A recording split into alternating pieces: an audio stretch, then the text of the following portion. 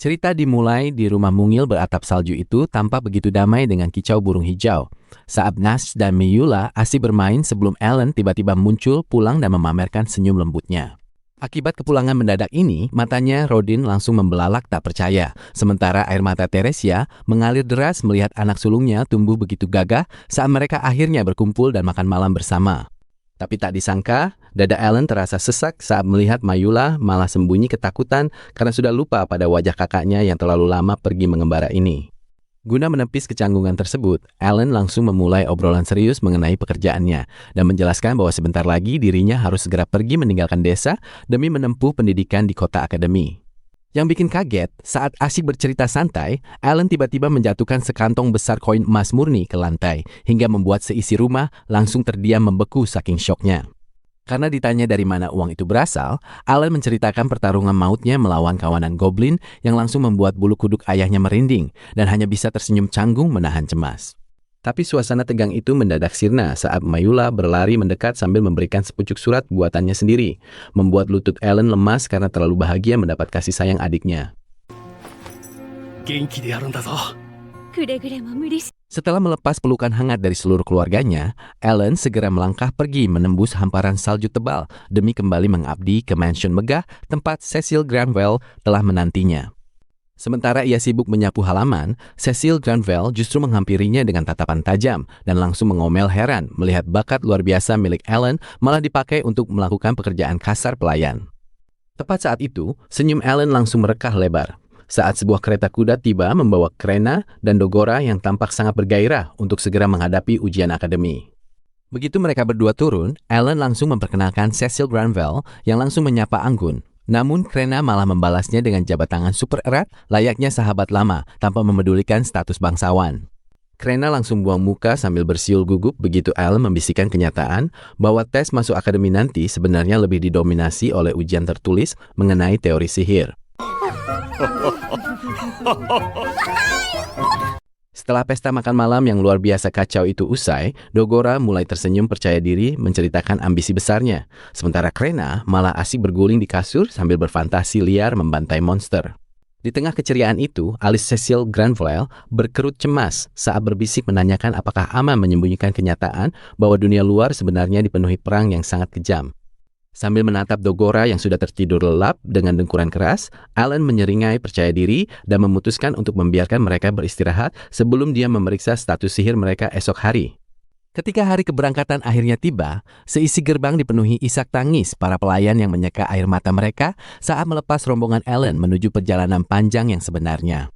Dari atas kapal udara yang megah, rahang Dogora langsung jatuh melongo takjub saat menatap keluar jendela untuk menyaksikan kemegahan kota akademi yang begitu luas membentang di bawah mereka. Setibanya di pusat kota yang luar biasa canggih itu, rombongan Ellen langsung berbaur di tengah kerumunan padat ratusan peserta ujian yang mengantre dengan tegang demi memasuki aula utama. Tapi begitu kristal penilai disentuh, wajah Dogora mendadak pucat pasi karena menyadari status kekuatannya tetap jalan di tempat meski dirinya sudah berlatih sangat keras sejak masa kecilnya. Berbeda jauh dengan nasib buruk rekannya, Cecil Granville sukses membuat seisi ruangan takjub lewat peringkat S miliknya. Disusul ledakan cahaya dahsyat dari Krena yang memegang status legendaris Santo Pedang. Pasca ledakan energi luar biasa tadi, senyum percaya diri Ellen langsung sirna karena penguji menyatakan dirinya gagal total dengan nilai terbawah. Dan disinilah masalah sebenarnya baru dimulai. Melihat hasil ampas itu, Cecil Granville langsung mengomeli Ellen habis-habisan. Krena dan Dogora sampai menggigit bibir khawatir. Sementara Ellen pasrah menenangkan sang majikan hingga sebuah suara berat tiba-tiba menghentikan pertengkaran mereka. Rupanya sang pahlawan legendaris dan kepala sekolah elf berjalan mendekat karena penasaran. Mereka mengamati kartu status peringkat E milik Ellen yang terasa ganjil, lalu berdiskusi sambil menatap tajam ke arahnya. Berbekal kekuatan hebatnya, sang pahlawan bermata emas bersinar itu langsung mencengkeram bahu Ellen. Penilaian tingkat tinggi pun aktif hingga status rahasia Ellen terpampang, membuat napasnya tercekat sebelum akhirnya cemberut karena ditertawakan habis-habisan. Alih-alih menurut saat diminta memamerkan sihirnya, Ellen malah menolak tegas. Dia berani menantang balik sang pahlawan narsis itu demi kesepakatan informasi yang adil. Begitu pancaran cahaya biru raksasa itu mereda, Alan langsung menganalisis status legendaris sang pahlawan. Sebagai gantinya, dia memanggil seekor tikus biru bercahaya memungil yang sukses membuat para gadis gemas sebelum kembali menghilang. Diiringi senyuman sang pahlawan, Alan memimpin timnya menyelesaikan ujian tulis. Hasil manis pun terpampang di papan pengumuman, membuat Dogora melompat gembira sementara Krena sibuk memamerkan nilainya. Tak butuh waktu lama setelah Cecil Granville membahas tempat tinggal baru, mereka langsung mendatangi Guild Petualang yang megah dan ramai. Di sana, seorang resepsionis ramah menjelaskan rincian tingkatan dungeon serta bahaya monster di dalamnya. Usai memborong batu sihir, Alan segera mendaftarkan kelompok mereka secara resmi. Namun, nama party Hardcore Gamer darinya justru membuat seluruh rekannya saling pandang kebingungan. Sambil mengenang kehidupan masa lalunya, tekad Alan mengejar impian barunya kian membara. Dia pun menyewa sebuah mansion megah sebagai markas kelompok mereka, lalu langsung mengumpulkan semuanya di ruang makan untuk berdiskusi serius. Suasana santai itu mendadak sirna ketika wajah Alan menegang saat membahas ancaman mengerikan Raja Iblis. Di saat mulut Krena dan Dogora menganga lebar, Krena bersemangat ikut bertarung sementara Alan menasihati Dogora dengan lembut. Berkat bersatunya komitmen mereka, kini Cecil Granville dan yang lain bisa melihat Grimoire melayang itu. Merasa makin dekat, Alan menjabarkan rencana besar serta kebutuhan penyembuh, sekaligus membeberkan penalti pertumbuhan statusnya yang sangat lambat. Namun kelemahan pertumbuhan lambat itu bakal diatasi lewat taktik cincin pemulihan mana. Paham akan strategi cerdik tersebut, senyum seluruh anggota party mereka penuh motivasi, siap menyambut petualangan dungeon sesungguhnya yang menanti esok hari. Akademi megah menyambut langkah Alan dan kawan-kawan di siang hari, saat seorang instruktur berambut merah berpidato dengan sorot mata tegas, membuat kelompok mereka menyimak serius sebelum seluruh kelas menyahut serempak. Tapi keheningan kelas langsung pecah saat Alan menggoda Cecil Granville sambil menyeringai, hingga gadis itu memiting kepalanya dengan kesal, sementara Krena dan Dogora hanya tertawa heran melihat interaksi kocak tersebut. Setelah keributan kecil itu reda, mereka langsung fokus berlatih keras dengan Krena.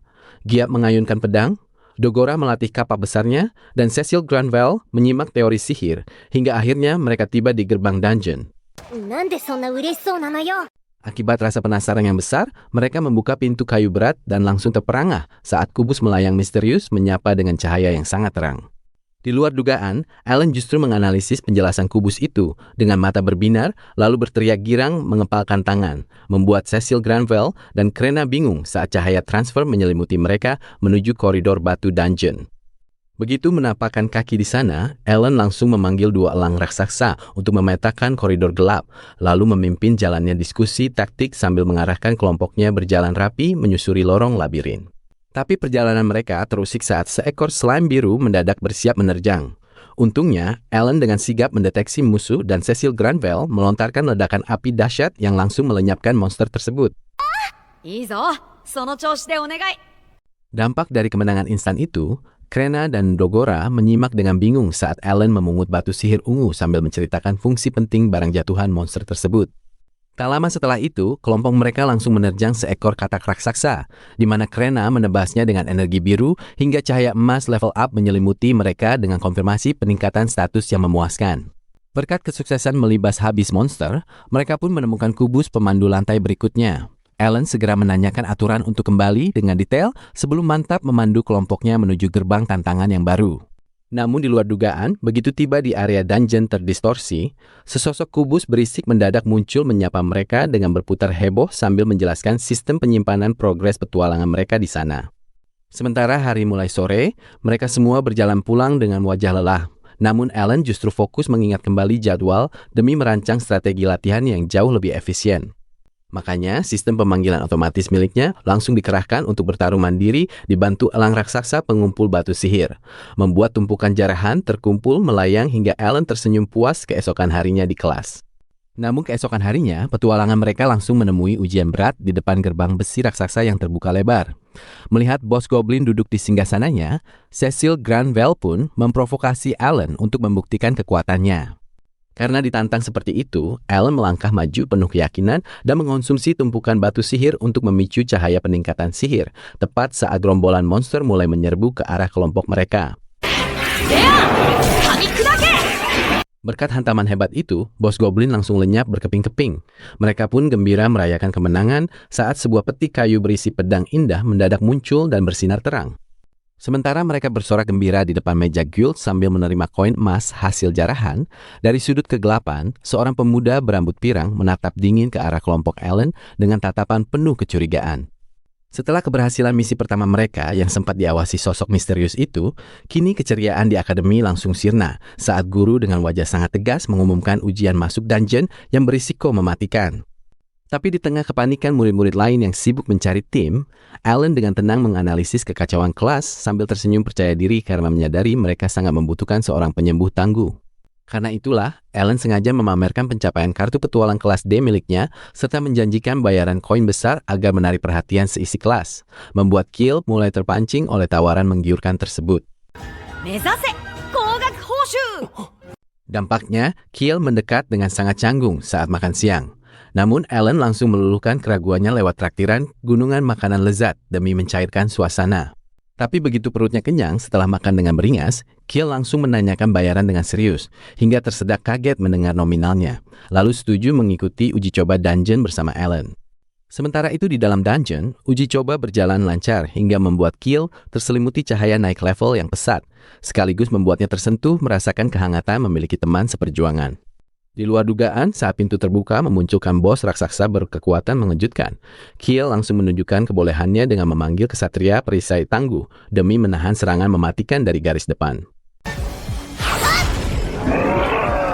Karena hantaman keras tadi melukai lengan Dogora, Kill langsung merapal sihir penyembuhan terang hingga lukanya lenyap seketika, membuktikan kapasitas luar biasanya sebagai seorang penyembuh andal. Tak disangka, setelah Kill menceritakan masa lalunya yang membutuhkan banyak uang, perjuangan tim langsung terbayar lunas saat mereka kegirangan menemukan sebuah peti harta karun perak yang sangat langka. Dampaknya, hasil penjualan perisai mahal dari toko peralatan langsung dibagi rata oleh Allen, membuat Kill berliur dan berteriak kegirangan saat menerima sekantong tebal uang emas yang melimpah. Melihat performa hebat serta keahliannya sebagai penyembuh tangguh, Allen tanpa ragu langsung menawarkannya untuk tinggal di rumah komunal mereka dan secara resmi bergabung secara permanen di dalam tim. Namun di luar dugaan, Kill menolak tawaran nyaman tersebut sambil mendekap erat kantong uangnya dengan putus asa beralasan harus tetap menjadi pekerja lepas demi mengumpulkan uang sebanyak mungkin. Karena itulah, setelah 1 bulan berlalu, Allen tiba-tiba berlari kencang membelah jalanan sepi di malam buta karena tak sabar menguji latihannya, membuat Dogora dan Cecil Granville terbangun kebingungan. Setibanya di depan dungeon gelap, Allen sangat antusias membaca grimoire miliknya yang bersinar karena keahlian baru bernama Awaken akhirnya terbuka setelah syarat levelnya terpenuhi. Yang mengejutkan, untuk pertama kalinya, Allen sukses memanggil berbagai monster raksasa tingkat C dari kartunya dan terpesona melihat kedahsyatan status pasukannya yang kini jauh lebih kuat. Tak berhenti di situ, rasa penasaran mendorong Allen bereksperimen menggabungkan kartunya hingga cahaya biru terang memunculkan sosok roh langka berupa gadis kecil, menandai awal dari kekuatan barunya. Roh gadis kecil itu langsung menyapa ramah dengan senyum manisnya, membuat wajah Allen membelalak kaget sebelum ia buru-buru mengecek status sihir sang roh yang ternyata sangat tinggi. Karena roh kecil itu meminta diberikan nama, Allen sempat berpikir sejenak lalu memberinya sebuah nama indah, membuat gadis kecil itu langsung melayang mendekat dan berputar riang gembira merayakannya. Menariknya lagi, gadis kecil itu tiba-tiba terbang menabrak dan menembus bata padat tanpa kesulitan, membuat senyum puas Allen mengembang setelah menyadari kehebatan utilitas roh tanpa wujud fisik ini. Sambil tertawa, Allen menolak tawaran polos Shiro untuk menakut-takuti musuh, lalu langsung memfokuskan dirinya membuka buku grimoire demi menguji keahlian barunya. Namun di luar dugaan, begitu kartu serangga miliknya aktif, gelombang belalang raksasa langsung membanjiri lantai sempit itu hingga mengerumuni seluruh wajah Allen yang seketika panik setengah mati. Sementara itu di akademi, para siswa langsung heboh menunjuk gerbang saat rombongan instruktur spesial datang, dipimpin oleh pahlawan legendaris yang murah senyum serta wanita pedang berwajah sangat serius. Tanpa ragu, Krena langsung mengacungkan tangan tinggi-tinggi dan bertanya penuh ambisi demi menunjukkan tekadnya yang membara untuk bisa bertambah kuat agar kelak bisa menyamai kehebatan sang panutan, Allen. Terpikat oleh tekad berapi-api itu, sang ahli pedang langsung menghunuskan senjata besarnya dan menantang Krena turun ke tengah arena untuk menguji langsung batas kemampuan gadis pink tersebut.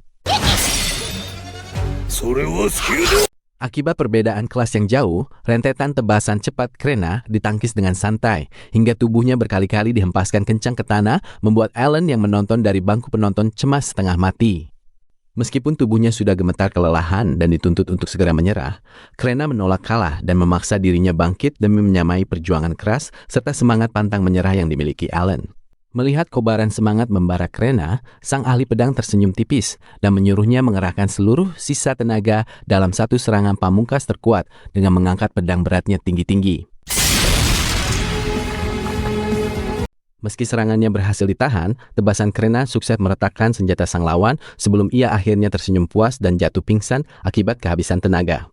Setelah Alan menyalurkan sihir penyembuhan hingga Krena pulih sepenuhnya, ia hanya tertawa misterius saat pemuda pahlawan itu mencoba mengorek rahasia mengenai impian besar yang sedang disembunyikannya rapat-rapat.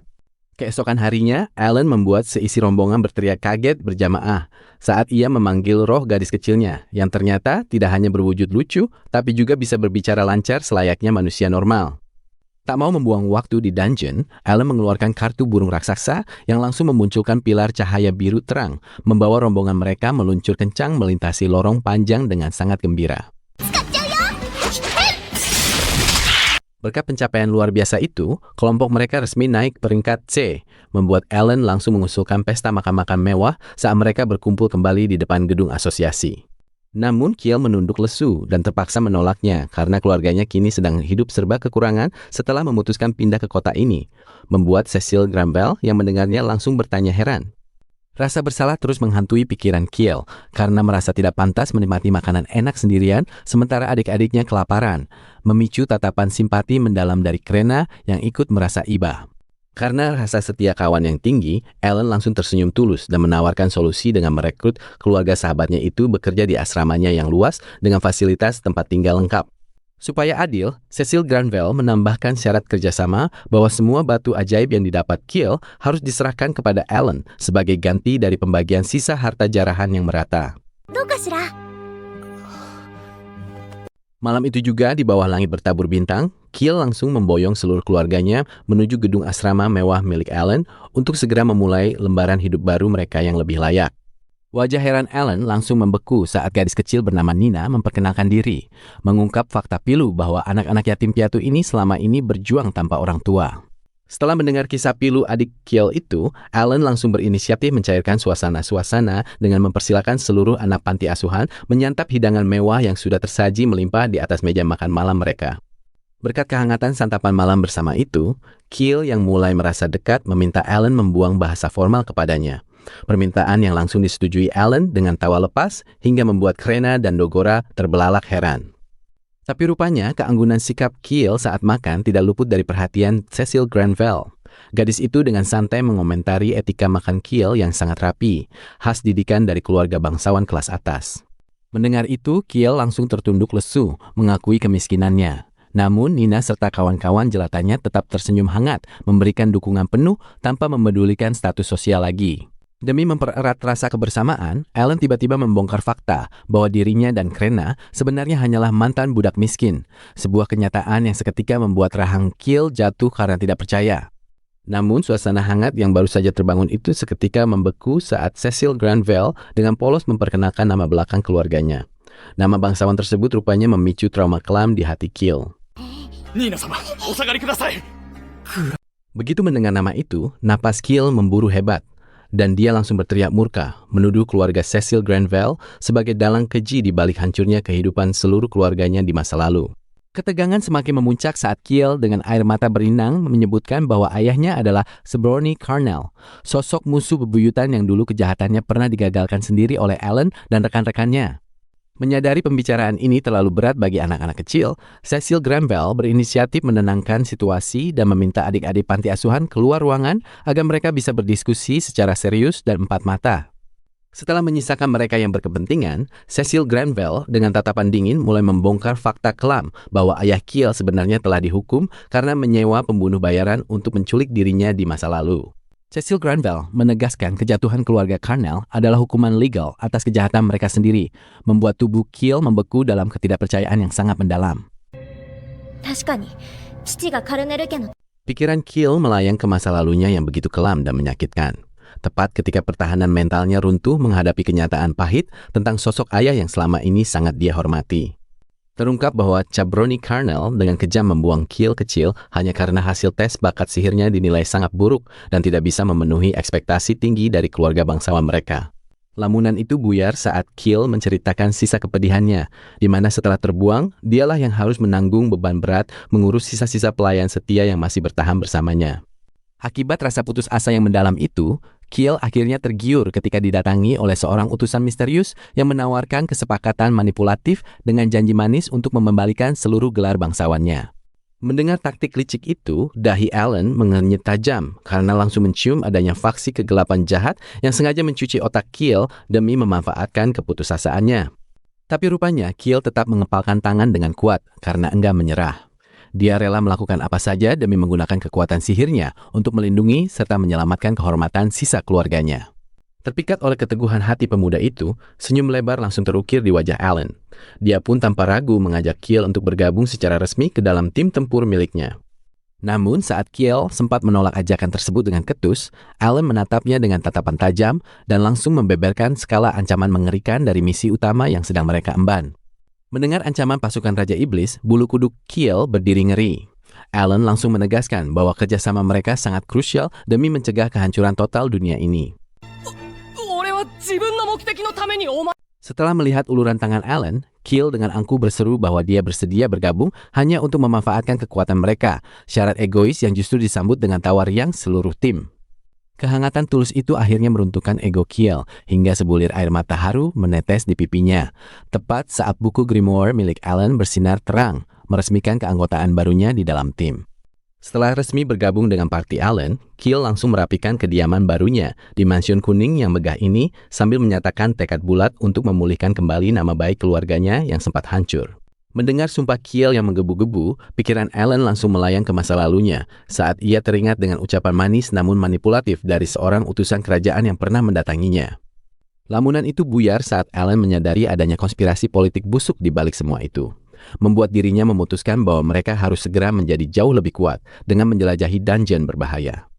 Tak lama kemudian, mereka pun tiba di depan dungeon peringkat B yang dipenuhi gas beracun, membuat Cecil Granville segera memperingatkan bahayanya sembari membagikan ramuan pelindung kepada semuanya. Setelah mencicipi ramuan pahit itu, Alan langsung bergegas memastikan jalur aman di peta. Lalu memanggil summon burung Fran miliknya, agar kelompok mereka bisa melaju secepat kilat menyusuri lorong. Di tengah perjalanan, Keel yang terlalu bersemangat tiba-tiba berlari hendak membuka sebuah peti kayu misterius. Namun langkah cerobohnya itu langsung dihentikan oleh teriakan peringatan dari Cecil Granville yang panik. Benar saja, peti itu berubah menjadi monster mimik yang buas. Namun, berkat komando cepat Alan, Summon Maria langsung membombardir monster tersebut dengan rentetan bola energi ungu hingga hancur berkeping-keping. Untungnya, setelah kengerian itu berlalu, mereka justru berhasil menemukan sebuah peti harta karun asli yang di dalamnya berisi sebuah senjata halberd dari bahan logam mithril yang sangat langka. Sialnya, saat mereka sedang asik berkendara dengan kecepatan penuh, tubuh Alan mendadak ambruk tak sadarkan diri hingga terjatuh dari burung tunggangannya, membuat seluruh rombongan panik karena formasi mereka berantakan.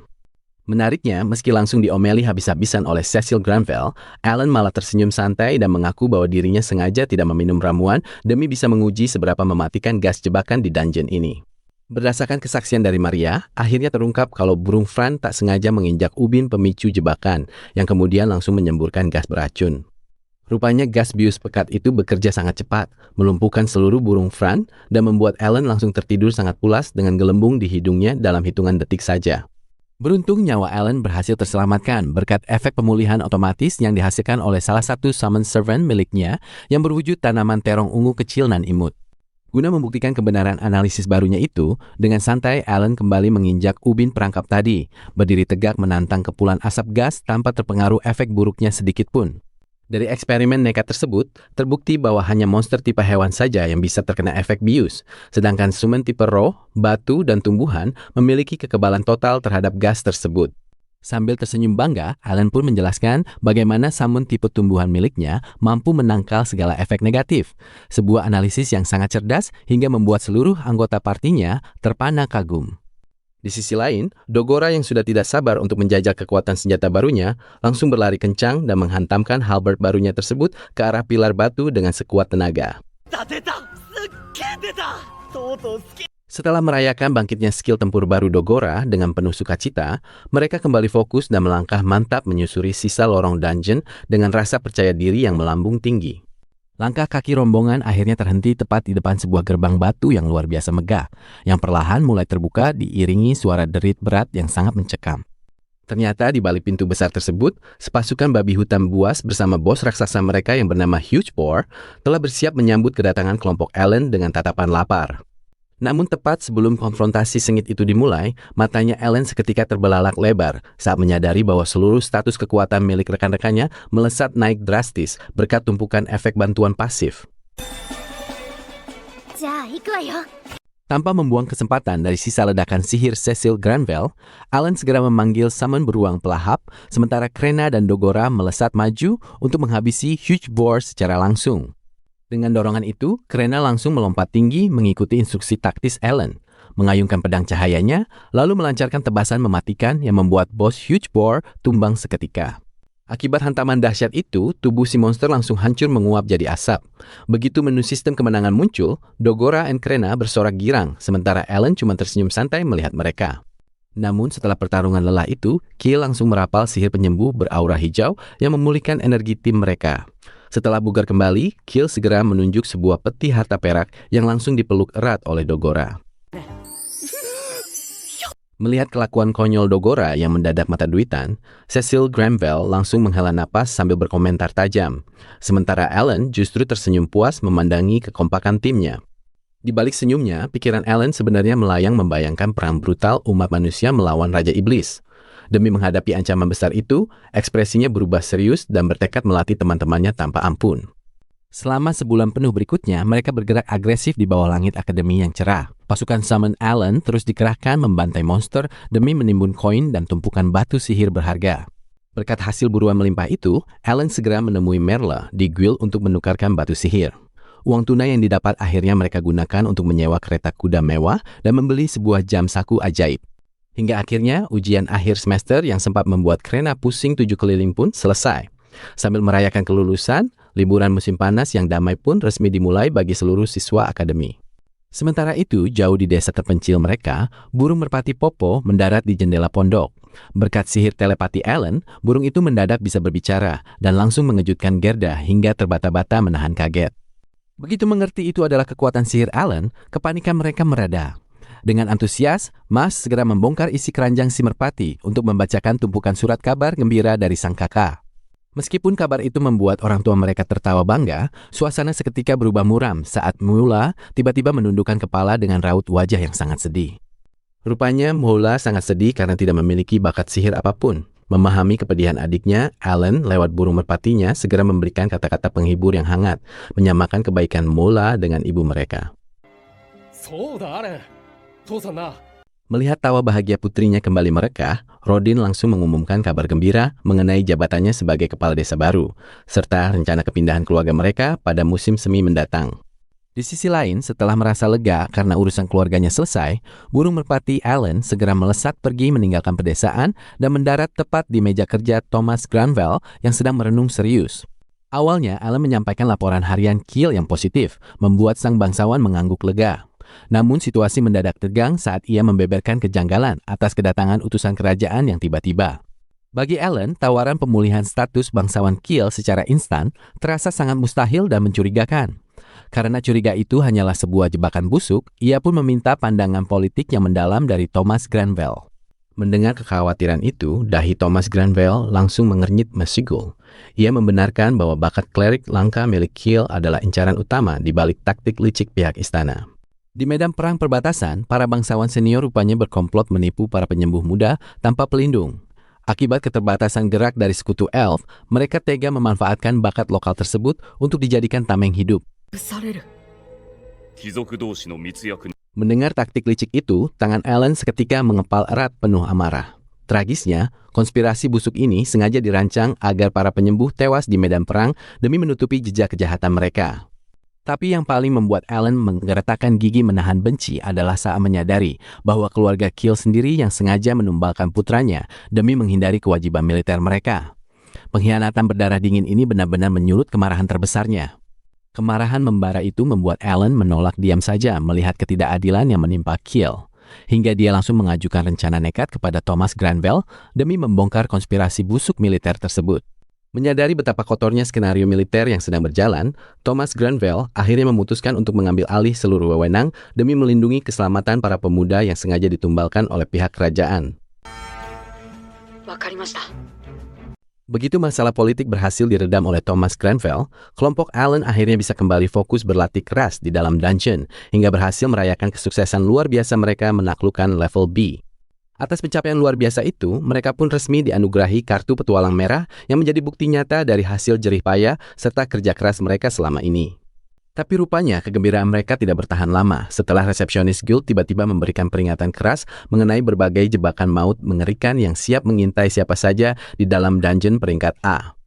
Sebagai langkah pencegahan yang aman, resepsionis itu menyarankan mereka untuk mengikuti pelelangan resmi guild terlebih dahulu demi berburu berbagai perlengkapan pelindung tingkat tinggi yang sangat langka. Namun, begitu mengetahui barang yang dicari ternyata kosong, Alan merasa mereka hanya akan membuang-buang waktu jika harus menunggu jadwal lelang di tengah ancaman perang yang semakin mendesak. Tanpa membuang waktu, mereka langsung menerobos masuk ke dalam labirin maha luas tersebut hingga terpaksa berkemah selama berhari-hari di tengah kegelapan pekat dengan penjagaan ketat dari Maria. Walau jalur labirin terasa mustahil dilewati dan rasa frustrasi mulai merayap, Alan tetap memaksa otaknya bekerja keras tanpa henti demi menyusun rute terbaik bagi kelompoknya. Selagi mereka melanjutkan penjelajahan dengan menunggangi monster panggilan, perjalanan mereka mendadak dihentikan oleh sekawanan monster penjaga tangguh berupa Orc King dan Cyclops raksasa yang menghadang di depan. Tanpa rasa takut sedikit pun, Krena dan Dogora langsung melesat maju ke garis depan, sementara Cecil Granville memberikan dukungan penuh dengan menghujani barisan musuh lewat sihir api mematikannya. Kerjasama apik itu terbukti sangat mematikan karena satu persatu monster tangguh tersebut berhasil mereka tumbangkan dengan mudah tanpa memberikan perlawanan yang berarti di awal pertarungan. Tapi di tengah euforia kemenangan cepat itu, kelengahan Dogora berakibat fatal saat hantaman keras Cyclops dari titik buta membuatnya terlempar tepat ke atas ubin jebakan yang bersinar. Sadar situasi sedang gawat darurat, Alan segera bertindak cepat dengan memanggil puluhan klon Maria untuk menyebar ke berbagai portal guna melacak keberadaan temannya yang hilang secara masif. Sementara Krena meluapkan kepanikannya dengan mencincang habis sisa monster di arena. Alan berusaha sekuat tenaga menenangkan suasana agar sisa kelompok utama tidak ikut tenggelam dalam kepanikan yang berlebihan. Di sisi lain dungeon yang gelap gulita, Dogora yang sudah terluka parah bersama Cecil Granville harus menerima kenyataan pahit karena langsung dikepung oleh kawanan Oni dan naga raksasa. Meski Dogora nekat menjadi tameng hidup demi melindungi Cecil Granville, pertahanan mereka perlahan hancur seiring habisnya seluruh pasokan item penyembuh mereka. Dengan semua pilihan pertahanan yang kini telah habis sepenuhnya, bayangan kematian dari monster buas di hadapan mereka seolah sudah siap untuk mencabut paksa nyawa mereka berdua detik itu juga. Di tengah sisa asap ledakan yang masih mengepul, Maria segera menyodorkan daun clover penyembuh berkekuatan magis tinggi yang langsung memulihkan luka fatal di sekujur tubuh mereka dengan sangat cepat. Bersamaan dengan penyelamatan itu, kilatan cahaya merah terang di mata Alan menandakan bahwa tautan kesadaran batinnya telah berhasil terkoneksi secara sempurna untuk mengunci koordinat penyelamatan darurat tersebut. Menolak untuk membuang waktu sedetik pun, Alan langsung mengaktifkan skill pembatas kecepatan maksimalnya untuk meluncur kencang menembus lorong labirin yang gelap demi menjemput kedua rekannya. Namun baru saja harapan muncul, sesosok iblis raksasa tiba-tiba bangkit menghalangi jalan keluar mereka, menandakan bahwa petualangan maut yang sesungguhnya baru saja dimulai. Tepat setelah ancaman besar itu datang, Red Ogre mengerikan muncul sambil mengaum, membuat Dogora harus menahan serangan musuh sebagai tameng sementara Alan bersiap memanggil kalajengking peliharaan untuk ikut menyerang. Untungnya, bantuan itu berhasil mengalihkan fokus lawan lewat serangan capit kalajengking yang menahan kaki monster tersebut hingga membuat si Ogre meringis kesakitan dan memberi celah bagi Dogora untuk melompat tinggi demi menyerang. Berkat tebasan maut itu, pertarungan selesai dan Dogora bisa tersenyum lega selagi Partik kembali mengatur strategi.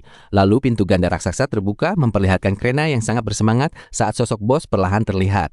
Tapi kemunculan bos berzirah biru raksasa dan pasukan minion babi memicu wajah panik party, memaksa Alan menganalisis jangkauan serangan lalu menjelaskan taktik jitu. Tanpa membuang waktu, Alan langsung mengecek layar status party lewat buku hitam Alan, lalu mulai memilih kartu monster dengan menyiapkan kartu golem besi serta kartu salmon kebangkitan untuk rencana berikutnya. Dengan wajah serius, Alan melangkah maju, hingga tangannya bercahaya saat merapal sihir pemanggilan. Seketika monster balok melayang berupa balok raksasa bermata langsung muncul tepat di atas kerumunan musuh yang menghadang. Ledakan dahsyat itu sukses membersihkan Locke, mengalahkan minion, hingga membuat Alan tersenyum puas. Tapi begitu asap ledakan memudar, bos raksasa bertahan hidup tanpa luka berarti hingga memicu Krena protes kesal. Sadar musuhnya tangguh, Krena melompat tinggi lalu menebas perisai bos sekuat tenaga. Sementara Keel dan Alan mengamati pancaran cahaya biru golem saat makhluk tangguh itu dengan sigap menyerap pantulan serangan balik. Setelah Alan memberi aba-aba penyerangan, Dogora langsung melompat maju hingga kapak Dogora menghantam lengan musuh. Disusul tebasan api Krena yang menimbulkan ledakan cahaya benturan sangat dahsyat di area pertempuran. Akibat serangan petir beruntun yang dahsyat, zirah helm hancur berkeping-keping, diiringi puing berjatuhan lambat. Hingga akhirnya, bos raksasa tumbang dan seluruh party bersorak menang dengan memamerkan senyum kemenangan tim mereka. Sesaat kemudian, Keel menunjuk peti harta karun yang berisi kapak halberd merah hitam langka yang langsung diambil Krena untuk diserahkan kepada Dogora, membuat wajah kagum Dogora seketika tersenyum bersyukur menerimanya. Tiba-tiba, sebuah kubus Rubik bercahaya muncul dan berputar misterius, memancarkan cahaya terang, hingga terdengar suara pengumuman sertifikat kelulusan yang seketika membuat Alan menatap heran dengan apa yang baru terjadi. Setelah mendengar penjelasan syarat S-Rank tersebut, wajah terkejut party langsung berubah jadi diskusi penuh semangat. Sementara Alan memegang kartu kelulusan itu selagi melihat Dogora dan Krena gembira bukan main. Beberapa bulan berlalu memperlihatkan indahnya pemandangan luar akademi, di mana kerumunan murid takjub berkumpul untuk berterima kasih, membuat Krena tersenyum bangga, sedangkan Alan tersenyum ramah menyikapi kepopuleran instan mereka. Terbawa suasana, Krena menantang bertarung hingga guru menjewer Krena, yang kini mengusap kepalanya, sebelum seorang pemuda pirang menyapa, saat Alan menolak tantangan itu secara santai. Akhirnya duel berlangsung sengit dengan tekanan pertarungan persahabatan yang kuat, di mana pedang latihan berbenturan saat Alan mengamati gerakan manuver jarak dekat lawan sebelum akhirnya ia terdesak hingga terjatuh. Setelah kekalahan tak terduga itu, Alan tersenyum usai duel. Namun suasana berubah ketika guru memanggil mereka untuk memberi instruksi bahwa kepala sekolah ingin bertemu, membuat Alan sedikit cemas dan Krena kebingungan. Sembari berjalan di lorong, Alan menjelaskan ambisi besarnya tentang rencana menaklukkan Dungeon S-Rank. Mendengar hal itu, sang guru tersenyum nostalgia, lalu mengepalkan tangan sebagai bentuk dukungan penuh bagi impian muridnya. Mereka akhirnya sampai di menara tinggi akademi untuk menemui elf putih kepala sekolah, di mana sang kepala sekolah bercerita tentang masa lalunya hingga membuat Krena bertanya penasaran, sementara Alan terkejut kagum. Melalui permintaan resmi kepala sekolah, mereka ditunjuk menjadi tamu kehormatan kerajaan dalam turnamen bergengsi, memicu senyum sumringah Krena yang sangat antusias menjelaskan aturan pertarungannya. Di balik itu semua, Alan mempertanyakan statusnya dan merenung curiga tentang alasan pemilihan Krena. Hingga akhirnya Alan tersenyum paham sambil memberikan tatapan sinis karena menganggap turnamen politik ini tidak berguna baginya. Meskipun Alan menganggap turnamen politik itu tidak berguna, situasi mendadak berubah saat Mihai Granville, ayah Cecil Granville, tiba-tiba mendatangi markas mereka dengan pengawalan ketat sehari sebelum kompetisi dimulai. Pertemuan yang awalnya tenang langsung berubah tegang saat Mihai Granville dengan raut serius menyampaikan kabar buruk bahwa raja menolak mentah-mentah permohonan pemulihan nama baik keluarga Keel. Di tengah keputusasaan Keel yang tertunduk lesu, Mihai Granville tiba-tiba meletakkan sebuah kotak kayu berhias pita merah di atas meja, seketika membuat semua mata membelalak penasaran. Ternyata isi kotak itu adalah dokumen resmi kerajaan yang mengesahkan pemulihan nama baik keluarga Keel, membuat seisi ruangan langsung berteriak heboh karena sangat gembira.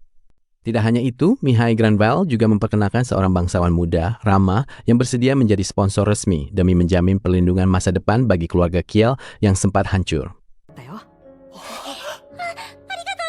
Karena bantuan luar biasa itu, Keel menangis terseduh-seduh merasa tidak pantas. Namun sang bangsawan dengan tegas menyatakan bahwa ini murni kewajibannya sebagai pelindung rakyat yang tertindas.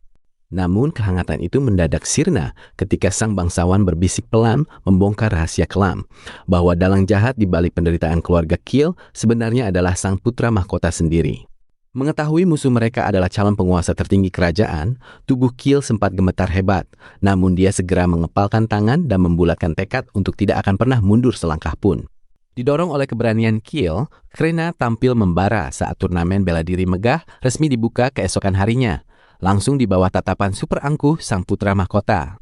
Berkat latihan super kerasnya selama ini, Krena berhasil menyapu bersih seluruh lawannya dengan mudah dan dinobatkan sebagai juara pertama diiringi sorak-sorai penonton yang sangat meriah.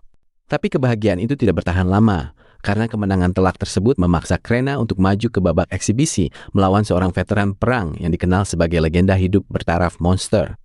Begitu sang veteran menghunuskan senjatanya, perlahan aura membunuh yang sangat pekat langsung menyelimuti arena, membuat keringat dingin Krena mengalir deras karena tekanan mental yang luar biasa berat.